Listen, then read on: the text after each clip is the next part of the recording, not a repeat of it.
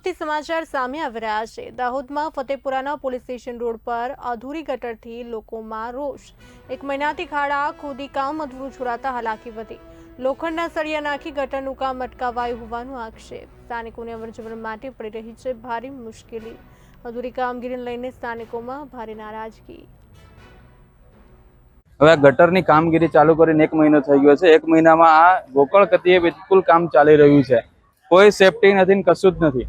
સળિયા પણ એમ ખુલ્લેઆમ મૂકેલા છે। અમારે અવર જવરમાં તકલીફ પડે છે। અમે ધંધાવાળા માણસ છીએ। અમારે ત્યાં કોઈ કસ્ટમર આવતું પણ નથી। 1 મહિનાથી અમે બિલકુલ ધંધા વગર બેઠેલા છીએ। સરપંચને ફોન કર્યો, સરપંચ ફોન ઉપાડતા નથી।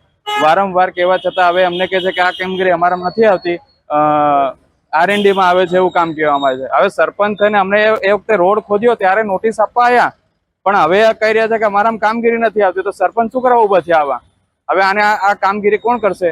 અને આ બિલકુલ ગોકળ ગતિએ ચાલે છે। ગમે તે નુકસાન થશે, કોઈક માણસ અંદર પડી જશે, મરી જશે, એની જવાબદારી કોની? મારી એક જ વિનંતી છે કે વહેલી તકે આ કામગીરી પૂર્ણ કરવામાં આવે અને વરસાદ પડશે ત્યારે અહીં દશાતું આની શું પરિસ્થિતિ આવશે? અહીંયા બિલકુલ પાણી ભરાઈ જશે અને અહીંયા કોઈક પડી ગયું તો એની જવાબદારી કોની? મારી એક જ વિનંતી છે કે આ વહેલી તકે આનું કામ પૂર્ણ થાય એવું આ થોડા ધ્યાન પર લેવા વિનંતી છે।